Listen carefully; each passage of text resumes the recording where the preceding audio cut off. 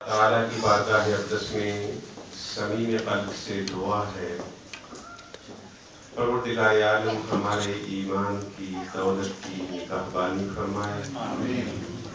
جو اس زندگی کے سانس باقی ہیں وہ ایمان کی بہاروں کے ساتھ نصیب فرمائے، اور جب وقت اخیر آئے اور ہماری روح ہمارے بدن سے پرواز کرنے لگے تو دانائے صبر ختم الرسول مولائے کل تاجدار دو جہاں سیاح لامکان علیہ تحیت و ثنا کے چہرہ دو انوار کی زیارت اور کلمہ شہادت کی تلاوت نصیب فرمائے۔ آمین۔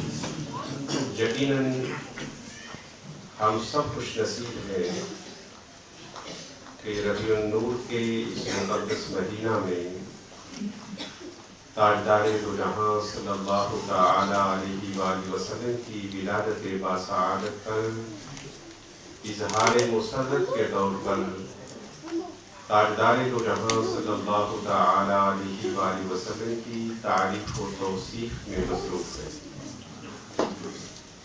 میری دعا ہے اللہ رب العزت ہم میں سے ہر ایک کو ایک ایک لمحہ میں دین و دنیا کی سعادتیں، سرفرازیاں اور شادابیاں عطا فرمائے۔ طالب علمی کے زمانہ میں شیخ سعدی شیرازی علیہ رحمہ کا کریمہ کا یہ شعر پڑھا تھا کہ نہد شاخ پر میوہ سر بر زمین، کہ درخت کی وہ شاخ جو میوے سے بھر جاتی ہے، درخت کی وہ شاخ جو پھل سے لد جاتی ہے، اس کا سر جھک جاتا ہے۔ اور اس کی مثال ہمارے سامنے مفکر اسلام بدر الملت والدین حضرت علامہ بدر القادری صاحب ہیں۔ میری دعا ہے پروردگار عالم ایسے رفیع الشان علماء اعظام کا سایہ شفقت امت مسلمہ پر تعدیر عافیت اور صحت کے ساتھ قائم و دائم فرمائے۔ باقی علماء کرام، اساتذہ اعظام، آپ احباب اور بہنیں اور بیٹیاں جو دور و دراز سے تشریف لائی ہیں اور کافی دیر سے تشریف فرما ہے، اللہ رب العزت آپ کے ایک ایک لمحہ کو قبول فرمائے۔ آمین۔ میں نے دھیمے لہجے میں آپ سے چند گزارشات پیش کرنی ہے، اس یقین کے ساتھ کہ آپ سر سے لے کر پاؤں تک کان بن کر بیٹھیں گے، اور جو پیغام میں آپ تک پہنچانا چاہتا ہوں وہ آپ کی توجہ اور آپ کے انہماک کے سہارے میں آپ تک پہنچا سکوں گا۔ قرآن حکیم فرقان مجید کے ایک مشہور سورہ پاک سے بہت مشہور آیہ کریمہ میں نے تلاوت کی ہے۔ اللہ رب العزت نے تاجدار دو جہاں صلی اللہ تعالی علیہ وآلہ وسلم کے حوالے سے بیان فرمایا کہ وَرَفَعْنَا لَكَ ذِكْرَكَ، پیارے محبوب کریم علیہ السلام، ہم نے، اللہ رب العزت فرما رہا ہے، ہم نے آپ کے ذکر پاک کو بلند کر دیا۔ سبحان اللہ۔ ہم نے آپ کے ذکر پاک کو بلند کر دیا۔ علماء اعظام نے اس آیہ کریمہ کی بہت ساری تفسیرات بیان کی ہیں۔ یہ تو ممکن نہیں ہے کہ ان ساری تفسیرات کو بیان کیا جائے، اور ان تفسیرات میں ایک گوشہ اور اپنی سوچ اور اپنی فکر کے مطابق اہم ترین گوشہ آپ کی خدمت میں رکھنا چاہتا ہوں۔ اس کا کیا معنی ہے؟ اللہ رب العزت نے فرمایا کہ پیارے محبوب کریم علیہ السلام، ہم نے آپ کے ذکر کو بلند کر دیا ہے۔ ایک معنی جو بار دیگر میں آپ کی توجہ کی درخواست کرتے ہوئے عرض کرنا چاہتا ہوں وہ یہ ہے کہ اللہ رب العزت نے فرمایا کہ پیارے محبوب کریم علیہ السلام، ہم نے آپ کے ذکر کو اس طرح بلند کر دیا ہے کہ آپ کی ذات اقدس کو مرکز ایمان بنا دیا ہے۔ آپ کی ذات اقدس کو مبدأ ایمان بنا دیا ہے، محور ایمان بنا دیا ہے، بلکہ عین ایمان بنا دیا ہے۔ تاجدار دو جہاں صلی اللہ تعالی علیہ وآلہ وسلم کی ذات اقدس ہمارا ایمان ہے۔ اور اگلی بات جو میں آپ سے عرض کرنا چاہتا ہوں وہ یہ ہے کہ ہماری ایک انسان ہونے کے ناطے جتنی بھی قدر و قیمت ہے وہ اس لیے ہے کہ ہمارا دل نور ایمان سے منور ہے۔ اللہ رب العزت نے جو 4 قسمیں یاد فرمائیں، والتین والزیتون وطور سینین وہذا البلد الامین لقد خلقنا الانسان فی احسن تقویم۔ انجیل کی قسم، زیتون کی قسم، طور سینا کی قسم اور اس امن والے شہر مکہ کی قسم، بے شک ہم نے انسان کو بہترین شکل پر پیدا فرمایا۔ سبحان اللہ۔ اور فرمایا وَلَقَدْ كَرَّمْنَا بنی آدم، اور ہم نے آدم کی اولاد کے سر پر عزت، شان اور شوکت کا تاج رکھا ہے۔ اور ایک لمحہ کے لیے غور تو فرمائیں، ایک لمحہ کے لیے اس عمر میں تدبر تو کریں کہ ایک انسان کے اندر جتنے نظام موجود ہیں، وہ دیکھنے کا ہو، وہ سننے کا ہو، وہ بولنے کا ہو، وہ کھانے کا ہو، وہ پینے کا ہو، وہ چلنے کا ہو، وہ بیٹھنے کا ہو، وہ سونے کا ہو، کیا یہ سارے نظام ہر جاندار کے اندر موجود نہیں ہیں؟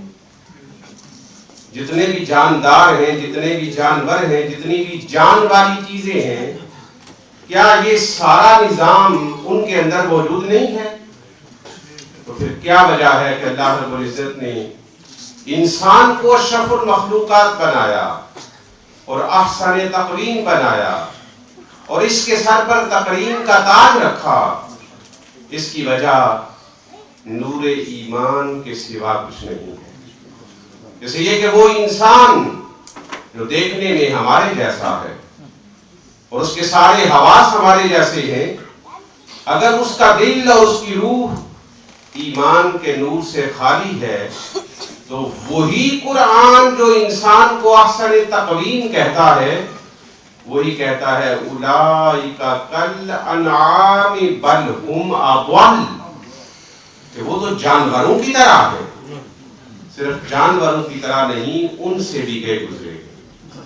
تو یہ بات واضح ہوئی کہ ہماری جو قدر و قیمت ہے، ہماری جو حیثیت ہے، وہ کس لیے ہے کہ ہمارا دل ایمان کے نور سے منور ہے۔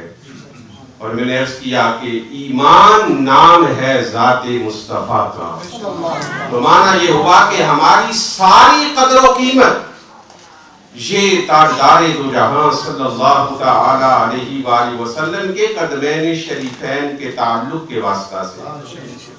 صالحین کی باتیں بڑی دل کو لگتی ہیں، اور یہ شرق سے لے کر غرب تک اور شمال سے لے کر جنوب تک جو اسلام کا نور پھیلا ہے، یہ صالحین کی صالحیت سے پھیلا ہے۔ آپ کو یہ معنی اور مفہوم جو میں نے اتنی لمبی بات کر کے عرض کیا، ایک درویش کے ایک چھوٹے سے جملے سے ذہن نشین ہو جائے گا۔ ایک وقت آیا کہ تاتاری عذاب بن کر مسلمانوں پر نازل ہوئے۔ ہلاکو خان اور چنگیز خان، جنہوں نے مسلمانوں کے سروں کی کھوپڑیوں کے مینار تعمیر کیے، دریائے دجلہ کے روز تک مسلمانوں کا خون بہاتا رہا، اسی خاندان کا چشم و چراغ اور آنے والا ولی عہد تغلق تیمور شکار کے لیے نکلا ہے۔ ایران کی سرزمین ہے، ساتھ اس کے شکاری کتے ہیں، ساتھ خادم اور نوکر ہیں۔ سامنے سے دیکھا کہ ایک ایرانی بزرگ آ رہا ہے، نام ان کا شیخ جمال الدین تھا۔ بڑی توجہ سے یہ بات سننے والی ہے، نام ان کا شیخ جمال الدین تھا۔ تاتاری شہزادے نے دیکھا، اس کے غصے اور غضب کی آگ بھڑک اٹھی۔ اس نے چاہا کہ میں اس مسلمان درویش کی توہین کروں، میں اس کی تحقیر اور تذلیل کروں؟ نفرت انگیز لہجے میں بلایا، بابا ادھر آ۔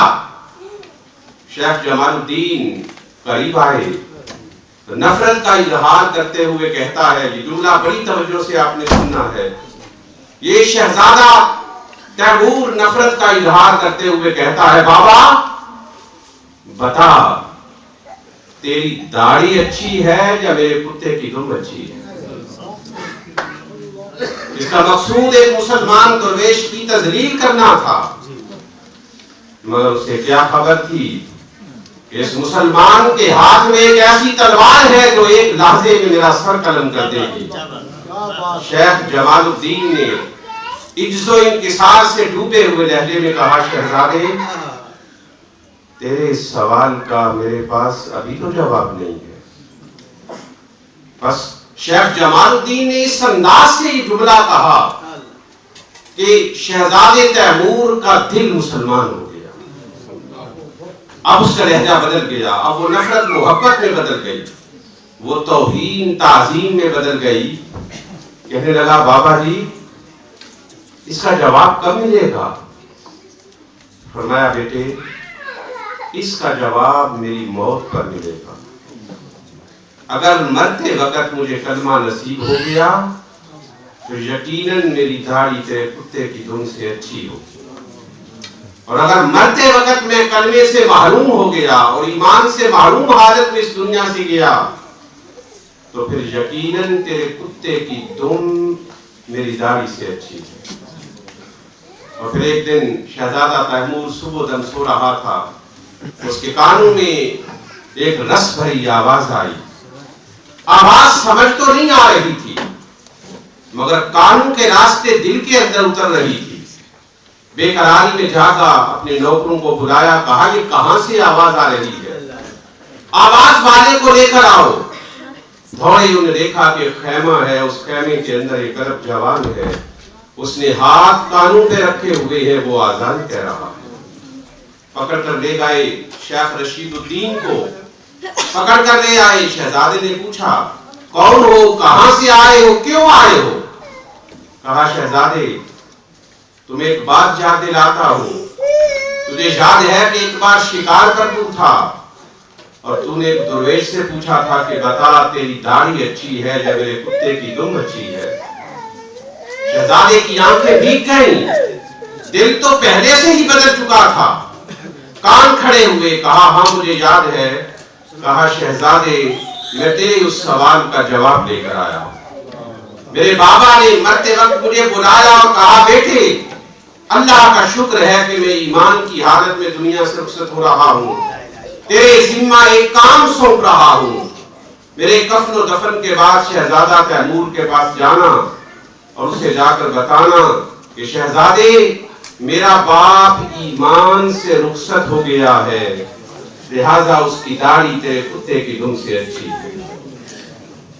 تو اس بات نے یہ بات ہمیں سمجھا دی کہ ہماری قدر و قیمت، ہماری حیثیت، ہماری حقت، ہماری ویلیو اور پرائز یہ ایمان کی وجہ سے ہے، اور ایمان ذات مصطفیٰ کا نام ہے۔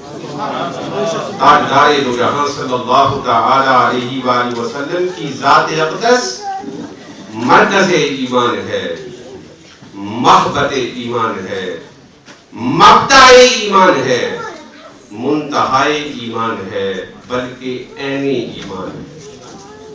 یہی وجہ ہے کہ صحابہ کرام رضوان اللہ تعالی علیہم اجمعین تاجدار دو جہاں صلی اللہ تعالی علیہ وآلہ وسلم سے ہر ذات سے بڑھ کر، ہر چیز سے بڑھ کر اور ہر عمل سے بڑھ کر محبت کرتے ہیں۔ بہت سارے واقعات ہیں، چند واقعات آپ کی خدمت میں عرض کروں گا تاکہ وہ واقعات ہمارے لیے ایک آئینہ بن جائے۔ غزوہ خیبر سے تاجدار دو جہاں صلی اللہ تعالی علیہ وآلہ وسلم واپس پلٹے، ایک مقام پر قیام فرمایا، نماز عصر ادا کی، اور نماز عصر ادا کرنے کے بعد اپنا سر انور حضرت علی المرتضی رضی اللہ تعالی عنہ کی گود مبارک میں رکھا اور آرام فرمانے لگے. آرام کے دوران سورج غروب ہو گیا. سورج غروب ہونے کے بعد آنکھ کھلی. بیدار ہوتے ہی پوچھا کہ علی نماز عصر ادا کر لی تھی؟ حضرت علی المرتضی رضی اللہ تعالی عنہ نے عرض کی میرے آقا نماز عصر ادا نہیں کی تھی. تھوڑی سی توجہ چاہوں گا. سوال یہ ہے کہ نبی دو جہاں صلی اللہ تعالی علیہ وآلہ وسلم نے یہ سوال جو سورج ڈوب جانے کے بعد کیا اور آرام فرما کر بیدار ہونے کے بعد کیا، یہ سوال پہلے کیوں نہیں کیا تھا؟ پہلے ہی پوچھ لیتے کہ علی نماز ادا کر لی ہے. اور اگر حضرت علی یہ عرض کرتے کہ میرے آقا میں نے نماز ادا نہیں کی تو فرماتے کہ نماز ادا کر لو، مجھے تھوڑا سا آرام کرنا ہے. مگر پہلے نہیں پوچھا. پہلے کیوں نہیں پوچھا؟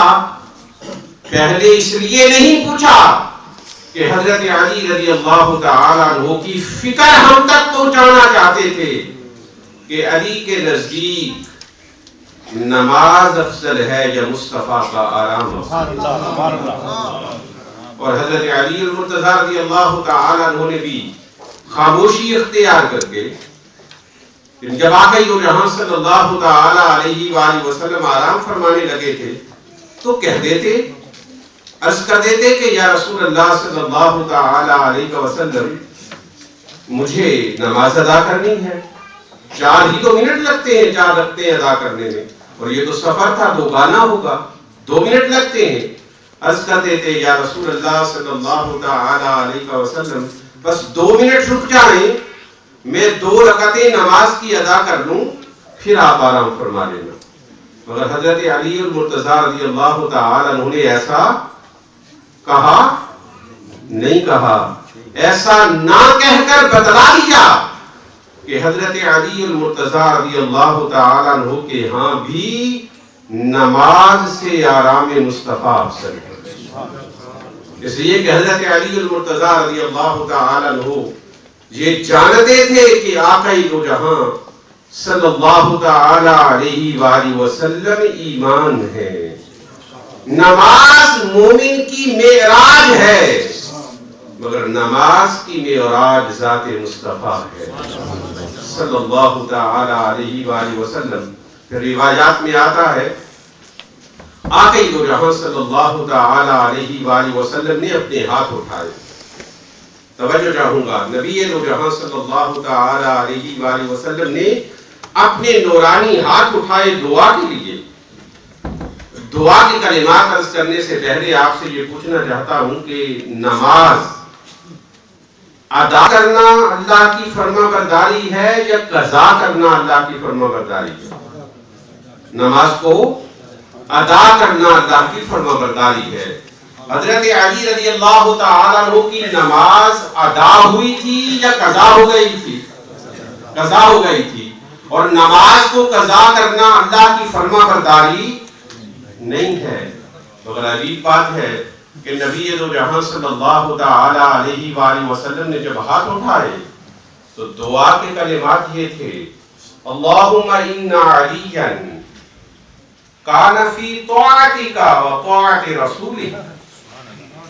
باری تعالی نماز قضا ہو گئی تھی اور نماز کا قضا ہونا نافرمانی ہے، فرما برداری نہیں ہے. مگر فرما رہے ہیں میرے مولا علی تو تیری فرما برداری کر رہا تھا. علی تو تیری فرما برداری کر رہا تھا اور علی تیرے رسول کی فرما برداری کر رہا تھا. مانا یہ بالکل واضح ہوا کہ ہاں نماز قضا کرنا یقیناً، نماز قضا کرنا یقیناً اللہ کی نافرمانی ہے. مگر اگر آرام مصطفیٰ میں قضا ہو جائے تو اللہ کی فرما برداری. نماز اگر نبی دو جہاں صلی اللہ علیہ وسلم کے آرام کی خاطر قضا ہو جائے تو اللہ کی فرما برداری ہے. حضرت علی المرتضی رضی اللہ تعالی عنہ نے ایسی کیوں کیا کہ اپنی نگاہوں سے دیکھا تھا بڑی توجہ چاہوں گا، اپنی نگاہوں سے دیکھا تھا کہ مدینہ طیبہ کی سرزمین ہے، تاجدار دو جہاں صلی اللہ تعالی علیہ وآلہ وسلم نماز کے اندر ہیں، 2 رکعتیں ادا فرما چکے ہیں، 2 رکعتیں باقی ہیں، نماز کے دوران سر اٹھایا اور آسمان کی جانب دیکھا۔ علماء بیٹھے ہیں، ہمیں نماز کے اندر آسمان کی طرف دیکھنے کی اجازت نہیں ہے، علماء نے اس کو مکروہ قرار دیا ہے، دیکھنے کی اجازت نہیں ہے۔ نبی دو جہاں صلی اللہ تعالی علیہ وآلہ وسلم نماز کے اندر سر انور کو آسمان کی طرف اٹھا رہے ہیں۔ اب یہ فرق ہے، وہ بدنصیب کیسے کہتا ہے کہ ہم نبی دو جہاں صلی اللہ علیہ وسلم کی طرح ہے، ہمارا سر اٹھے، ہمارا سر نماز کے اندر اٹھے ناپسندیدہ ہے، اور مصطفیٰ کریم علیہ الصلوۃ والسلام کا سر اقدس نماز میں آسمان کی طرف اٹھے، اللہ اس منظر کو قرآن بنا دیتا ہے۔ نعرہ تکبیر، نعرہ رسالت، نعرہ مصطفیٰ۔ اللہ تعالیٰ اس منظر کو اتنا پسند فرماتا ہے کہ اسے قرآن بنا دیتا ہے، اور قیامت تک اس منظر کی تلاوت کو عبادت بنا دیتا ہے۔ نبی دو جہاں صلی اللہ تعالی علیہ وآلہ وسلم سر اقدس آسمان کی جانب اٹھا رہے ہیں۔ اللہ رب العزت کتنے پیار بھرے لہجے میں فرما رہا ہے، قد نری تقلب وجہک فی السماء۔ پیارے محبوب کریم علیہ الصلوۃ والسلام، تمہارے چہرے کا بار بار آسمان کی جانب پلٹنا ہم دیکھ رہے ہیں، اور صرف دیکھ نہیں رہے، اس آسمان کی طرف تکنے کے پیچھے جو غرض پوشیدہ ہے، جو تمنا پوشیدہ ہے، وہ تمنا بھی دیکھ رہے ہیں۔ فَلَنُوَلِّيَنَّكَ قِبْلَةً تَرْضَاهَا، ہم وہی آپ کا قبلہ بنا دیں گے جس پر آپ راضی ہوں گے۔ اور یہ چھوٹی سی بات نہیں، ہم وہی آپ کا قبلہ بنا دیں گے جس پر آپ راضی ہو جائیں گے۔ امام اہل سنت شاہ احمد رضا خان علیہ الرحمہ نے اسی لیے فرمایا کہ خدا کی رضا چاہتا ہے دو عالم، خدا کی رضا چاہتا ہے دو عالم، اور خدا چاہتا ہے رضائے محمد۔ ساری کائنات شرق سے لے کر غرب تک، شمال سے لے کر جنوب تک، حضرت آدم علیہ السلام سے لے کر حضرت عیسیٰ تک، کائنات کا ہر فرد رب کو راضی کرنا چاہتا ہے، اور رب ساری کائنات کا رب ہو کر مصطفیٰ کو راضی کرنا چاہتا ہے، مصطفیٰ کو راضی کرنا چاہتا ہے۔ فرمایا پیارے محبوب کریم علیہ السلام، آپ کے سر کا اٹھنا ہم دیکھ رہے ہیں، ہم وہی قبلہ بنا دیں گے جس پر آپ راضی ہیں۔ تاجدار دو جہاں صلی اللہ علیہ وسلم نے اس پیغام کے بعد نگاہیں پھر اٹھائیں، لبوں کو ہلایا نہیں، نگاہیں اٹھائیں، کچھ کہا نہیں، دیکھا آسمان کی طرف۔ یہ خاموش سوال تھا، میرے مولا صرف وعدہ کر رہا ہے، صرف وعدہ کہ وہی قبلہ بنا دوں گا جس پر آپ راضی ہیں۔ اور اگلی بات کرنے سے پہلے میں ذرا وہ منظر آپ کے سامنے پیش کرنا چاہتا ہوں۔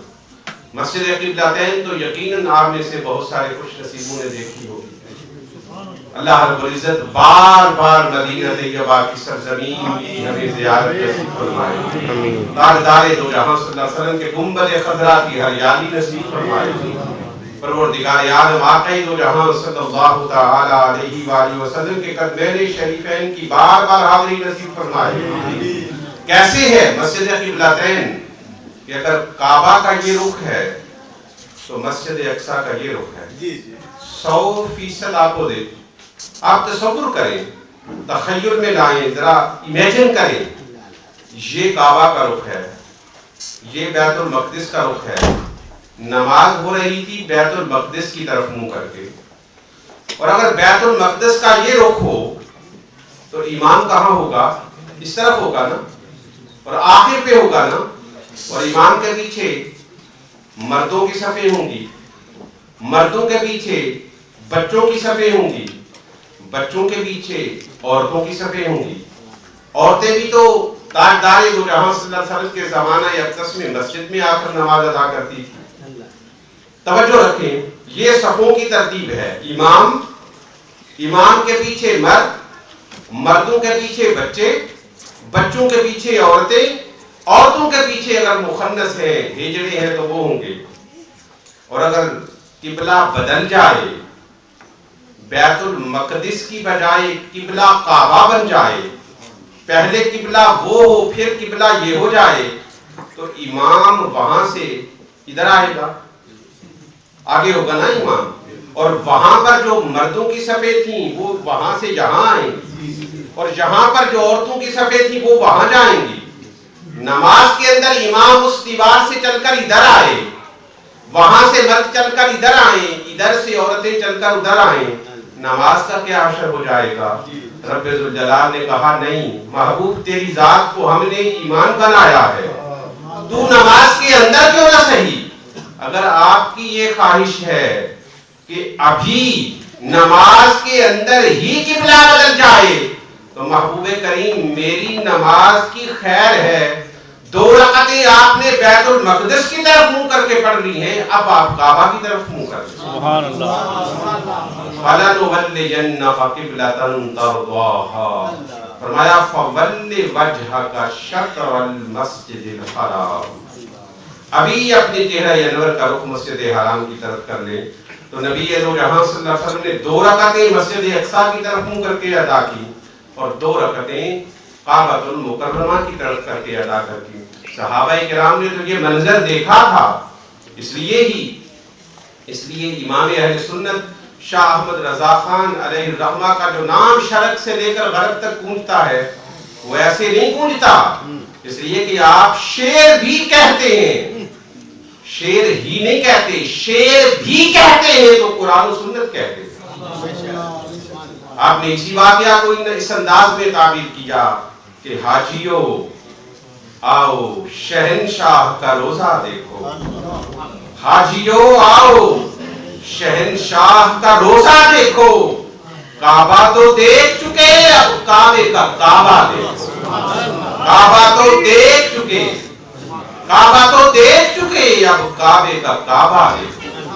اس لیے علماء کرام نے اس آیہ کریمہ کے تحت اور میں تفسیر روح المعانی کا حوالہ آپ کو دینا چاہتا ہوں، علماء فرماتے ہیں ہر ایک کا ایک قبلہ ہے، ہر ایک کا ایک قبلہ ہے۔ قبلہ کہتے ہیں توجہ